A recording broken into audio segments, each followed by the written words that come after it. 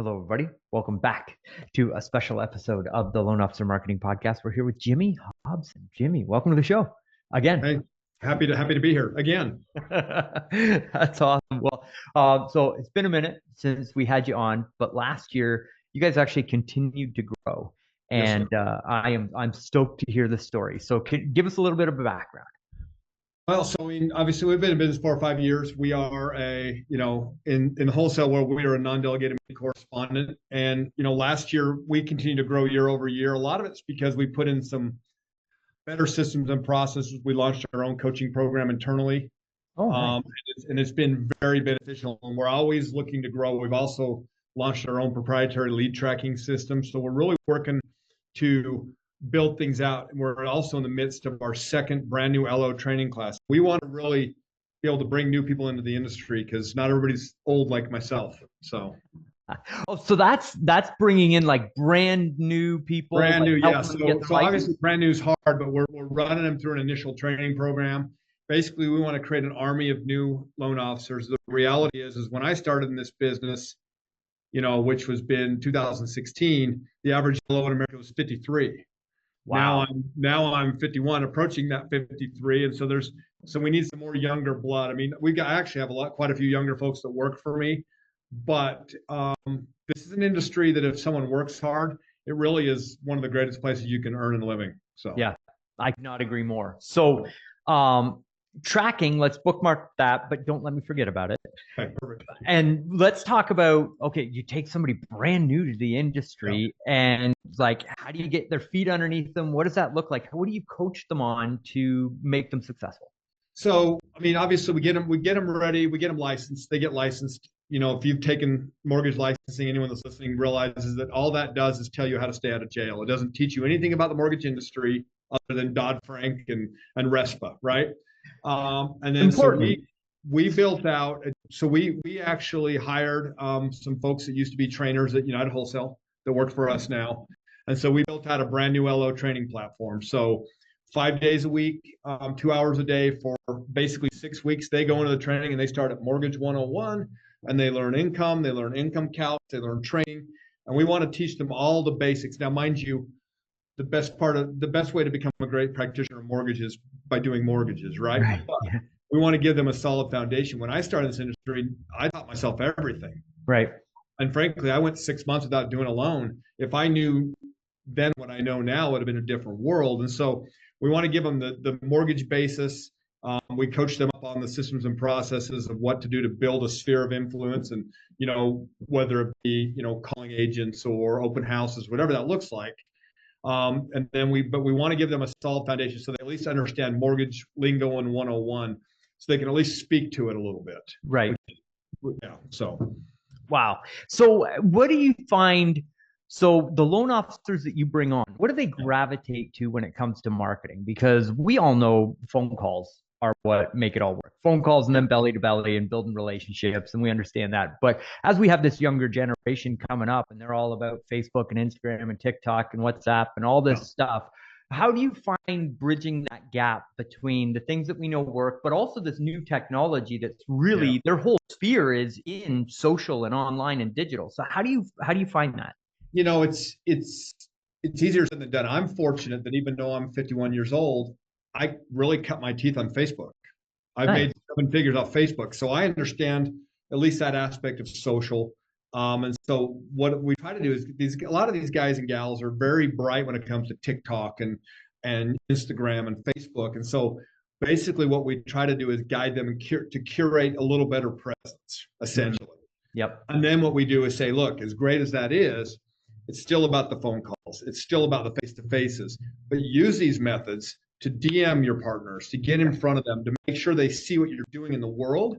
And then it's more of a warm outreach. So, if you've commented on their stuff on Facebook, and then all of a sudden you message them, hey, I love what you're doing. I'd love to pick your brain and see what you did last year. And I can kind of show you what we're doing here. It's a much easier thing than just a straight cold call. So it basically no one likes a cold call. You and I both know that, right? But it makes cold calling easier when you call and say, hey, I saw you online. I love what you're doing. I saw that you were the top 250 in the market. I would love to pick your brain and see what you're doing that I may be able to benefit from and what I can maybe do to help you. Yep. That's amazing. So, So, just for our listeners and for you as well, one of the strategies that I've started to lean on with some of our members is using artificial intelligence to go out and find one of the top producing agents' listings and using AI to put together a little marketing piece for that listing itself. And then they take that, they DM it over to the agent, and they say, "Hey, I created this marketing for your listing. Would you be okay if I publish it and tag you in the post?" And yeah. so it's like in advance, but using AI. So it takes almost no time at all to actually put together the trailer, put together the listing trailer, and then send it over to the agent. So, Yeah, no, I love that. I mean, I'll give you examples. So I'm running some Google leads right now, and I essentially have a chat bot or AI essentially that yep. does the beginning of my job for me, because I don't have time. I'm managing 250 salespeople, but I'm still doing loans, and so I allow it to do the basics, and then I watch it and interact as I need to. But that's the big thing. Do I think AI is going to take over the industry? Certainly not. But do I think it's going to make it easier? People still want a personal touch, and they still know they're talking to a computer or robot sometimes. But it's definitely gonna broach the learning curve for people to be able to get ahead faster. Because if they can go to, Chat GPT or Mortgage GPT or whatever it's called, they can get answers that used to take me digging through the 4001 to find. So it's a very powerful. I always joke that I've got Chat GPT for my people, for Jimmy. So, but it's true. I mean, you understand AI, obviously. You talk about it, you're building off of it, but it's true that good old fashioned hard work and doing the work and leveraging the power of AI and things behind it is working very well. I don't use it very much. It's just but my team does a ton. Yeah. So, Absolutely. And it's building the relationship and using AI as that stepping stone in order to open the relationship and have something unique and have something new. I mean, so okay, so you mentioned Facebook and seven figures. yes. And I don't want to glaze over that. Can you tell us that story? So, I kind of give you this. I mean, I really cut my teeth on Facebook marketing. So I started running ads in 16. I was generating leads, didn't really know what I was doing. Probably still don't. But what I did was it allowed me to build a presence where, again, I was able to use that warm intro. I started teaching classes on VA lending and VA for realtors, and it really got me in the door to kind of market myself. If people follow me on social, they'll see that I do a ton of VA lending. That's really my forte, and it really got me there. And Facebook is really what kind of created that. I remember being in a Facebook group back when they allowed me in before when I had my real estate license as well as a real estate group. And they asked who the best VA lender was that they knew. And there were 7 people mentioned, and I was 5 of the 7. And I thought, well, I've cracked the code here. So somehow I figured out Facebook. And so it worked very well. And so that has allowed me to have a continual presence in the market. I get called all the time. I understand you're the VA guy, and that's because I saw you on Facebook. You were talking about this. And so really it's been the key to my success. I'm not a big Instagram guy. I use it. It's really not my generation. Facebook's for old people, they say, but I got one of my young proteges that's in his late 20s that crushes Facebook. Yep. So it's if you understand the platforms and how to use them, it's a big deal. And I will say that I've had multiple 7-figure years in mortgage, and a lot of that is due to my presence on social media. Absolutely. So if I could just put a couple of bookends on that for our listeners for a moment, because I see a lot of people struggling to wrap their head around how to use social in order to get results. And that was not about buying leads and working cold leads from cold lead gen through ads. It was about building a brand, creating authority through content and awareness around a specific topic, finding a niche, being known for that niche, and getting into groups and networking with people so that you're having a conversation with a target market of people. Yep. That digital branding is how we want to look at social, because in today's world, when you're making your calls and you're doing your networking and you're doing the fundamentals, people are going to go check you out on social. What do you talk about? What are you on social? Are you posting, or do you just have a profile with a picture from 10 years ago and no content? You need to be able to actually have weekly content where you're educating people on a specific topic and networking with people. So bookends done, rant over. Yeah, no, well, here's the thing, Chris. I mean, the guy that taught me Facebook marketing for this, the way he described it was this. He said, Facebook is like a television station. So you're basically a network. So Facebook is CBS, you're Survivor. You are the star of the show. So you want to get eyeballs. You know, it's all about eyeballs. And don't get me wrong, Facebook's great to catch up with people and stuff like that. And frankly, no offense to anybody on here that's watching, if you look me up, I'm probably too political for most of you, but that's okay. But my point is, my people are my people, and so they resonate with that. But what I would say is you really have got to find what works and then 10x it. You know, to go like the 10x thing that they always talk about, like Grant Cardone or whatever that is. I mean, that's really when you find something that works, you put gas on that and you pour on it and you keep going. Yep. And networking with top agents through social and being the shining a light on their business and being the person that promotes them on social. Everybody wants a house. Nobody wants a mortgage. So you want to be in your own sphere of education on mortgages, but you also want to take part of your content plan and make it on promoting the real estate agents that you're working with and promoting their content to help go consumer direct and generate leads for them as well. You know, it's funny, real quick, I'll tell you. So I've taken closing pictures where I made it the closing, the agent didn't. So I would Photoshop them into the picture with me to make sure that I celebrated the fact that they did, you know, the real estate's the hero of the transaction anyway. No one cares about a mortgage. You and I both know that, right? But I make sure to always include them because, frankly, without them, I wouldn't be where I'm at. Yep. Now, mind you, I believe I give a ton of value. I believe I'm one of the best at what I do, but they still have 100 other choices. Yep. Absolutely. Okay. Yeah. Jimmy, super valuable. Thank you. Yep.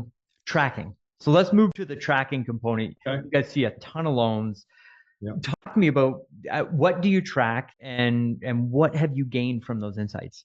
So we track a ton. I coached years ago with Kai McBride. You may know Kai. Kai coached me, taught me tracking. I got away from it. And so one thing that we did is we started internal coaching here. We built out our own internal tracking system called Tempo.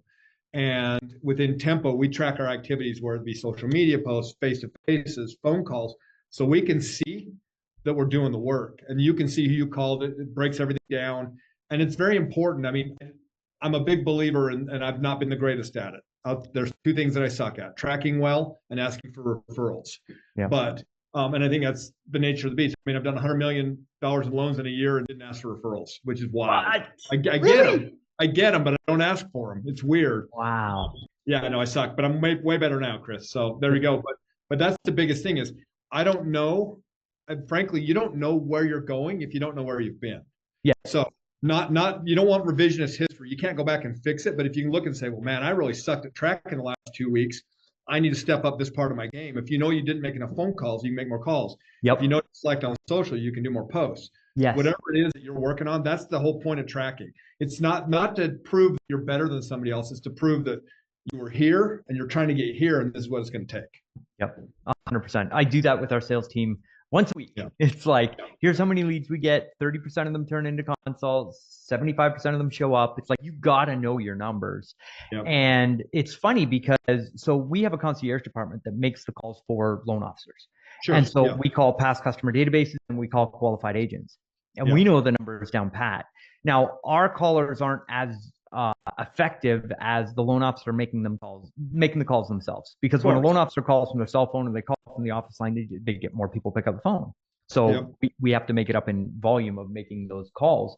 But absolutely, you see, if an agent comes in and only makes 75 calls in the day, you know they're not going to hit their 7 appointments for the day. If they come in and they hit 150 calls at the top and they're tracking that activity, you know you're going to go to the bottom of the sheet and see 7 appointments, right? And teaching them that, it really gets them focused on the activity that actually generates the results. Yeah. We're in the middle of a March Madness contest. We're in our second round. And so as rounds get deeper, we have more things, like we get more points for certain things. Like today, for example, I'll take a look at it real quick. So today we, obviously the normal stuff, phone calls, face-to-face and stuff. But, one of the ways to score extra points is to make sure you ask and document that you ask for referrals. Oh, I love it. Right. Again, phone, text, conversation. Thank you cards is a big one. Not unlike what they teach in the core. Very similar. I'm going to give credit where credit is due because, frankly, it works. Right. The activities work for a reason. But what we're trying to do is get our own spin on it, and that's a big thing. And so, we like the last couple of days in our contest, we had I think we have 230 LOs. And we had 4,200 activities. Tracked. and not everybody tracks. So we're literally, they're literally just crushing the contest because they all want a prize, right? But what we're trying to do is get people in the habit so that good habits are formed. Because you know as well as I do, been around this industry long enough, we're on the precipice of lower rates and more loans. I mean, rates drop at all, it's refi. And obviously we're going to the selling season. We're going to, purchase season starts, in my market, probably April-ish because weather. But really your March to October is when purchases start picking up. And we're already seeing the results of the contest, where our credit polls in the last 2 weeks were as high as they were in August, September when the last rate dip happened. So it's really awesome. That's amazing. And I love the focus on the activity, the tracking it. And we're in a 90-day business. The activities that we're going to do today are going to show up on the balance sheet in 90 days. So the fact that you're ahead of the market and you're making the calls now and you're doing the promos now, those real estate agents are then queued up and teed up for the referrals in 90 days. And Jimmy, the other thing, so you mentioned the database. And I think that it's very common in our industry. The database is just, I get referrals, so I don't double down on it. But if we doubled down and we made the calls, we know we would get more. Sure. And the number one thing, so I went through the last refi boom and it was fantastic for everybody. But the number one thing that I heard when people were purchasing the concierge service from back then is like, oh man, you guys are going to have a hard time because I have not called my database in 2 years or 3 years or whatever it is. And it's like making the calls now, it's farming, right? What you're doing is you're tilling the soil, you're watering the seeds, you're doing everything so that when refi season comes, it's not weird to make up the phone and call. It's like, hey, we talked 90 days ago. I told you I was going to keep you up to date, and now is the time. So much easier to go out and farm, right? Yeah. It's really, it comes down to, so what I do is I build out my plan when a loan closes. So when I do my theme days, back to homage to the core, right? When I do my theme days, my assistant builds out a phone call. So I have a 30-day phone call, 6, 12, 18, and 24. So every Tuesday, Wednesday, Thursday, and especially Thursday, which is past client theme day, I know all my clients that close 6, 12, 18, and 24 months. So I send them a message. I call them and say, hey guys, it's been a couple of years. Want to make sure you're okay. What do you need? And it's really forced me to be back in front of my game. Because again, I've closed a lot of loans, Chris, and I've not been great at follow-up. I'm very good at loans. Right. But I'm not good at follow-up. So my thought process, I look at 2021 and everyone did a lot of volume. I did 100 million in 2021, but I promise you this, I probably left 25 million on the table. Wow. Just because I was so overwhelmed without the right team and right support, which I have now, that I couldn't have done. I mean, I was working 17, 18-hour days and I was basically burned out, which is why I'm here. But again, I've got better systems now. I have a better assistant. I have better things in place so that I don't run into that. I don't run into that wall again. Now, in that learning, because I think that there's a lot of knowledge that could be passed through this episode in that place. What changes did you make in your business so that you're ready for the upcoming season that you didn't have before? So I struggled to hire because that philosophy, you can never find someone as good as yourself. And then, and I really have people push me. So I struggled to hire. So I did that. I took over a lot of the initial scrub. So I'm the guy that talks to the borrower. I run a pass through the application, but then I have the assistant run through income, verify all that stuff out.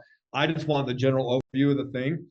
And frankly, to be honest with you, 3 years ago, I felt like everything had to be fixed the second it came through. And I've realized that clients are in no hurry to do what I need them to do. So why should I be in as big a hurry? Now, mind you, I've got a real sense of urgency. Like, I mean, if you want to be a pre-approved today, we're getting pre-approved today. But I'm not going to kill myself over it. If you're not going to commit to it, I'm not going to commit to it. Right. I was talking to one of my loan officers earlier today, and she's like, well, if I get a bank statement at 9 o'clock, I want to pre-approve them.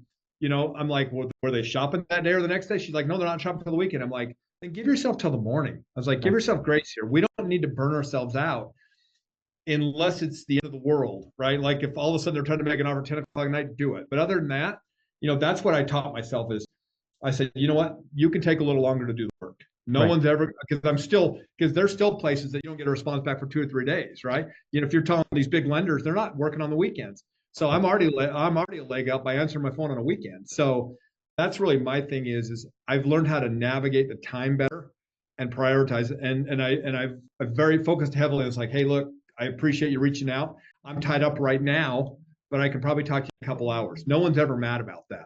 It's when you tell them you're available and then you ghost them or don't show up, then they get mad. Oh yeah, absolutely. And I think not leaving that person hanging when they do the initial outreach. So Yep. I'm super heavy into AI. We have the loan officer AI CRM, right? So what we do is we make it so that every email, every text message, and every inbound phone call is answered by AI. And it identifies itself as AI, like, hey, I'm the AI assistant. Jimmy wants to take care of you.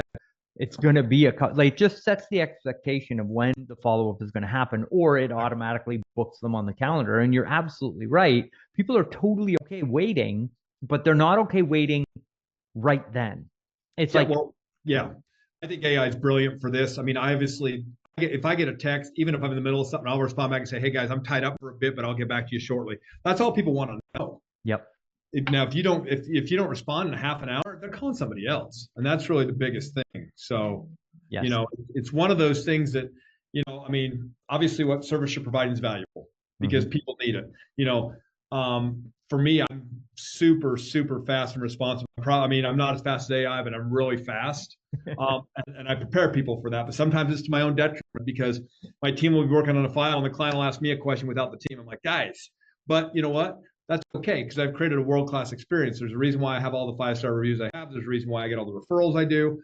But my advice to what I built and what I will build, as I build further out, I'm going to use more technology to be in front of that, like you talked about, right? Where my team fills a lot of that work so that I can actually go on a vacation out of the country and not stress about it. So, yep. Oh, yeah. 100%. That's amazing. Thank you for being so generous with your time and for sharing and for being on the show. If you had one thing that you could share with, well, let's talk to new loan officers that are coming into the industry or those fundamentals. Like if you could share one thing of like, welcome to the mortgage industry, this is the thing that's going to move the needle for you. What would you say the thing is? Sales skills and networking. Oh, we can fulfill a loan for you. We can't bring customers into the door for you. Yes. You know what I mean? I mean, obviously you can buy leads, but that's for the most part, it's a giant waste of money. Yes. You know, and time. So the biggest thing for me is you need to learn how to be okay in front of people. Yep. Go to networking, go do the work. I mean, I'll be honest with you. I don't go to lunches with realtors. It's not my jam. Yep. But most of my realtors don't care because I've been some of the folks I've been working with 5-6 years now, and I get every single opportunity, even opportunities I shouldn't get, I get with them. You know, they call me about everything, and that's what I've created. But that would be my biggest thing is you want to be the go-to for everything. You know, when I close a loan, Chris, I say, look, guys, it's like, I want to be your go-to, whatever question you got about anything. Like, especially because I do a lot of VA and the base is north of me by like 15 miles. I was like, guys, you're not from Utah. You're going to get a lot of resources there. But if you need additional resources, I've lived for 48 years. Yep. I know everything about this place. This is home for me. So don't hesitate to reach out. If you get something in the mail you don't like, send a picture to me. I want to be a resource. I was sitting on the couch at 8 o'clock about a month ago. A guy's like, I need my CD so I can do my settlement statement so I can do my taxes. And, you know, and I use Arrive. Shout out to Harish and Arrive because you probably know about Arrive. I use Arrive and I got on my phone, literally pulled it down, dropped it in text to him, sent it right over. That's man. While I was watching TV with my wife. So that's the beauty of that. And that's what I tell people. It's like, you want to be the go-to for everything you're doing. Now, you may not have an answer and people are going to be fine, you know? And then the other thing, one more thing I say is don't be afraid to not know everything. You know, I sold cars for a long time, Chris, and the new guys that didn't know anything always sold a lot of cars out of the gate until they got too smart for it. And this is the way I tell people all the time. The response is very simple. Hey guys, I have never seen your exact situation in a loan before. Right. Give 10 or 15 minutes. Let me find the answer, get back to you. The last thing I want to do is tell you something that's not accurate. No one's ever going to be mad at you for that. That's right. Okay. But if you tell them something wrong and cost them money, man, they're going to come burn your house down. So. Welcome to the mortgage business. Exactly. Yeah. So. That's crazy. Well, Jimmy, again, thank you so much for your time and being on the show and being so open with your knowledge. Where do people go to find more information about you? You can find me on all the platforms, Facebook, Jimmy Hobson, email if you ever want to talk to me, @Hobson, Hobson at U Mortgage, U like university, umortgage.com. Yep. Phone number is 801-979-6365. I'm an open book, always happy to help. It's not going to be a heavy recruiting session, although I am hiring, but I am where I'm at, Chris, because people took the time to help me, and I do the same for others. That's amazing. Well, all of that information will be in the show notes, no matter where you're watching. And to all of our wonderful listeners, thank you very much. And we look forward to seeing you in the next episode. If you're watching this on social, like, comment, and share, and we'll see you next time. Thanks all.